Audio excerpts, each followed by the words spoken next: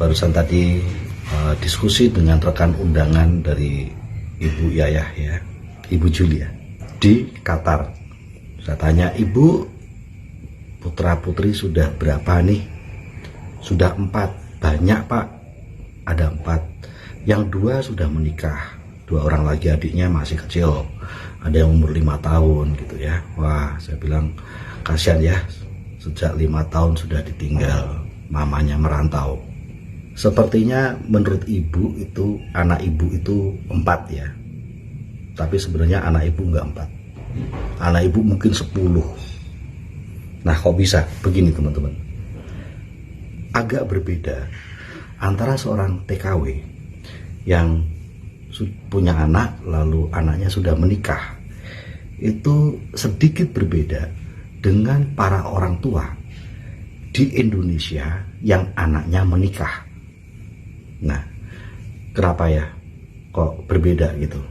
Karena kalau orang tuanya di Indonesia lalu anaknya menikah, itu mereka bisa mengucapkan itu dengan bersyukur, dengan bahagia, dengan bangga bahkan, dan mendapatkan ucapan selamat. Selamat ya, putra putrinya sudah menikah. Lego, plong, bangga.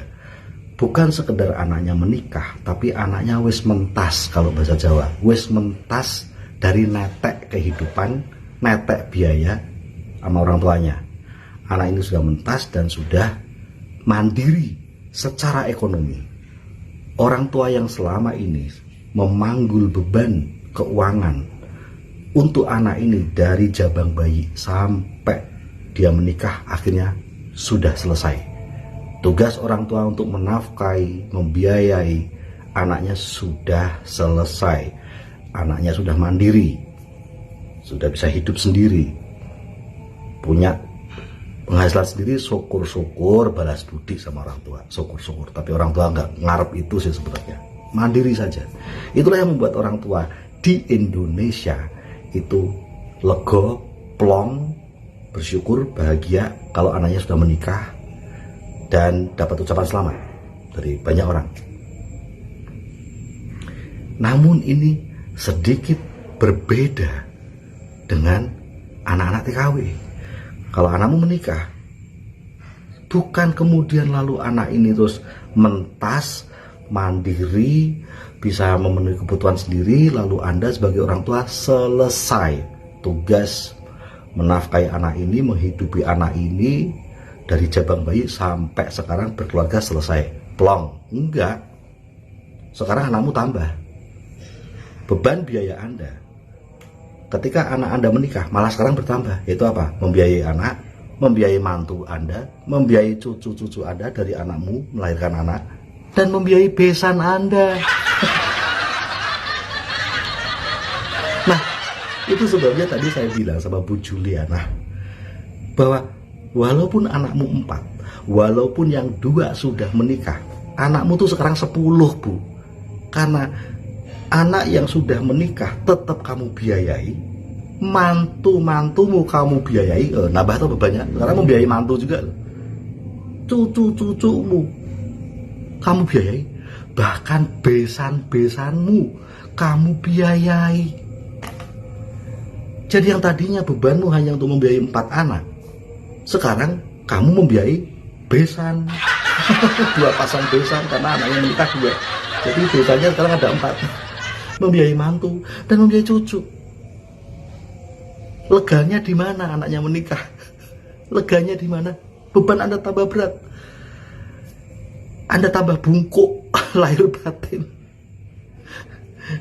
Nah, kenapa ini terjadi?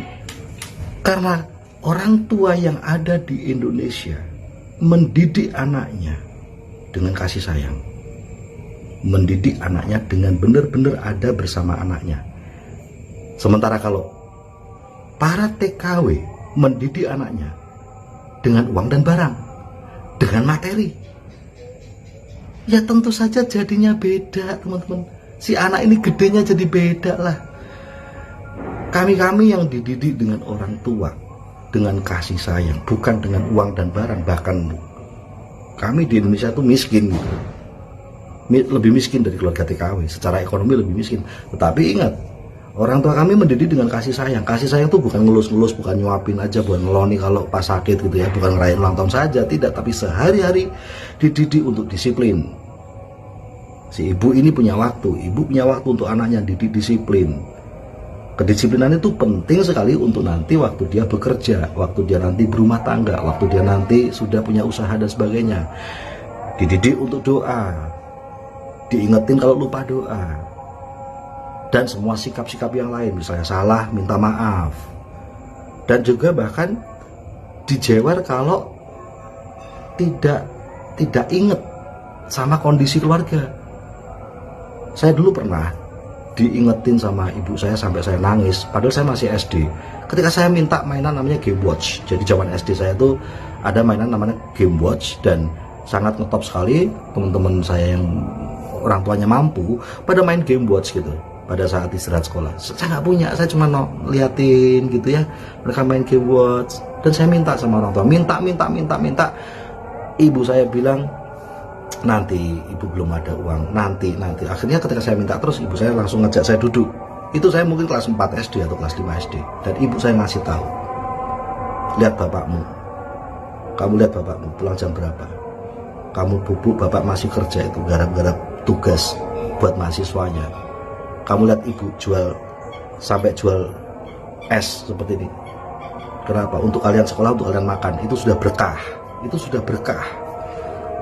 Nah, di situ sekalipun saya anak kelas 4 SD, kelas 5 SD, jadi paham gitu bahwa orang tua ini memberi kasih sayang, melakukan segalanya untuk memberi kasih sayang, dan orang tua punya waktu untuk ngomong itu buat saya ya. Dan akhirnya orang tua bisa bilang, kamu ulang tahun, ibu rayakan, kamu sekarang di sini cukup makmum, kita bisa doa bareng, kamu punya rumah, kamu berangkat sekolah ada ibu, kamu pulang sekolah ada ibu dan bapak, hari raya bersama-sama. Mungkin temenmu yang bisa main Game Watch itu belum tentu loh dia ulang tahun ada bapak ibu. Mungkin temenmu itu yang main Game Watch itu mungkin belum tentu loh dia pada saat terima rapot ada orang tuanya, belum tentu loh. Tapi kamu selalu ada bapak ibu. Kalau kami bapak ibu belum bisa beliin Game Watch, paling tidak kamu jadi anak yang bahagia deh. Itu ibu saya ngasih tahu itu.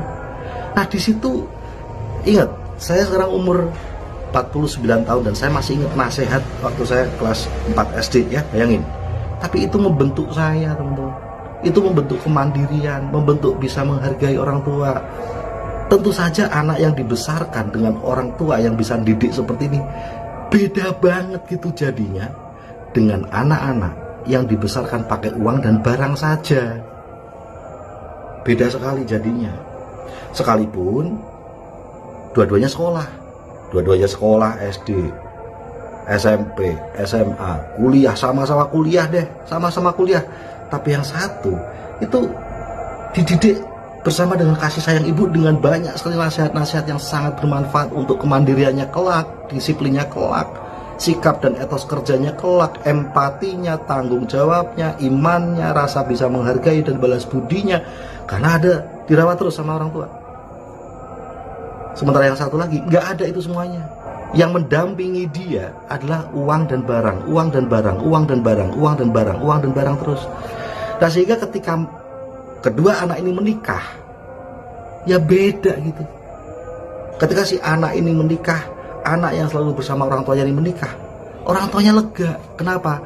Anak ini menikah, dia bekerja, dia mandiri, dia sudah dirawat dengan nasihat-nasihat ibundanya, kasih sayang ibundanya, perhatian ibundanya, sehingga anak ini tumbuh bekerja, bertanggung jawab, mandiri, disiplin, sehingga waktu menikah ya menikah mentas, beneran mentas. Tidak ada lagi biaya-biaya yang orang tua harus berikan sama anak ini. Bahkan orang tua itu bisa membalas budi, mentas yang dirawat orang tuanya. Sementara anak-anak TKW kebanyakan nggak seperti itu. Ketika sudah menikah tidak mentas, malah jadi beban tambahan bagi orang tuanya. Sekarang orang tuanya harus menafkahi anak yang sudah menikah ini, menafkahi menantunya yang nggak bisa kerja cari duit, menafkahi cucu-cucu dia karena orang tuanya nggak punya penghasilan, menafkahi besan-besannya dengan gaji yang sama. Coba bayangkan. Nah, sehingga ketika tadi pengundangnya yaitu Bu Yayah bilang bahwa ini kendalanya uang, Pak. Kendala untuk bergabung itu uang. Saya bilang sama Ibu Juliana, enggak Bu, kendalamu bukan uang untuk bergabung di bisnis ini. Karena kamu sudah punya kendala uang. Tanpa jalankan usaha ini pun masalah uangmu luar biasa. Dan masalah keuanganmu makin menggila justru ketika anakmu menikah. Lah kalau orang lain itu ketika anaknya menikah itu plong ya orang tuanya. Plong, wes anakku menikah satu, wes gak ada beban biaya lagi yang harus kuperjuangkan untuk anak ini. Anak ini udah mentas, udah mandiri, udah cari uang sendiri, udah wes plong, malah kadang-kadang ngasih uang ke orang tuanya. Tapi anak TKW enggak. Ketika anak ini menikah, dor, wes ibunya, wes, duh. Sekarang membiayai anaknya, membiayai mantunya, membiayai cucunya, dan membiayai besannya. Itu maka jadi masalah ibu bukan uang untuk modal join. Karena masalah keuangan sudah kamu alami luar biasa dan makin menggila. Nanti coba anak ketigamu menikah. Itu udah kamu kayak membiayai keluarga baru lagi. Yang menikah dia tapi kamu yang jadi kepala keluarganya di situ. Plus besan lo ya. Jadi justru menjalankan usaha ini itu justru untuk menyelesaikan masalah keuangan. Ibarat kata begini, teman-teman punya satu petak sawah dan itu sudah cukup untuk hidup Anda sekeluarga. Tetapi karena anak-anak makin gede dan makin banyak keluarganya karena menikah dan nggak bisa cari duit, dari keluarga tambah banyak yang butuh, sehingga satu petak sawah itu nggak cukup lagi untuk kebutuhan mereka. Maka apa yang Anda lakukan? Ya Anda harus beli satu petak sawah lagi, beli. Nah, Anda jangan pernah bilang bahwa membeli petak sawah yang baru ini itu pengeluaran. Karena ini adalah untuk pemasukan. Toh belinya cuma sekali. Tapi sawah yang baru ini akan menambah pemasukan Anda setiap hari. Begitulah dengan TNC ini. Modal mau berapapun, jangan pernah disamakan dengan pengeluaran. Saya lagi ada pengeluaran untuk ini cucu saya lagi ada pengeluaran untuk beli laptop anak saya lagi, itu beda, itu kan pengeluaran. Kalau ini untuk pemasukan, ini adalah membangun bisnis ini, punya sawah dari usaha TNC ini, pemasukan setiap hari. Jadi ini adalah untuk nambah penghasilan. Karena kalau tidak, anakmu berapa? 4, enggak 12 anakmu itu. Besanmu tuh ya anakmu, mantumu ya anakmu, cucumu tuh ya anakmu, kamu yang cari duit semuanya untuk mereka. Apa nggak tambah coklat itu namanya. Ya, dan apalagi sekarang adalah promo. Ya, sehingga sekarang new member ini langsung menjadi price reward new member. Ya, kalau pembelanjaan 3.900, PV itu sekitar rupiahnya 4,7. Saya bilang jangan pernah bilang 4,7 juta sekali. Dan untuk punya sumber uang yang akan mengatasi masalah keuanganmu ini, jangan pernah bilang mahal. Walaupun harus ngutang sana ngutang sini, jangan pernah bilang mahal. Karena tanpa usaha ini, maka ibu ngerawat anak, mantu, cucu, besan. Mau sampai kapan itu? Makin bungkuk lahir batin. Betul ya? Dan kenapa jalankan usaha ini? Karena ini yang sudah ada buktinya, memerdekakan TKW, mensukseskan TKW. Kalau bisnis lain ya cuma janji doang, tapi belum ada bukti TKW yang sudah bisa merdeka. Saya bilang dengan ibu bergabungnya Januari ini, ibu jadi price reward new member, ada rewardnya. Nah ini ibu akan dapat poster congratulation ini, dan ini menjadi promosi ibu sendiri, sehingga cepat sekali nanti kalau ibu mau meyakinkan teman, meyakinkan pelanggan tuh orang lebih yakin karena ibu sudah jadi seorang pemenang. Renungkan baik-baik teman-teman ya, karena ini tahun baru, Anda harus punya solusi untuk masalah Anda yang sudah bertahun-tahun ya. Go reward for freedom.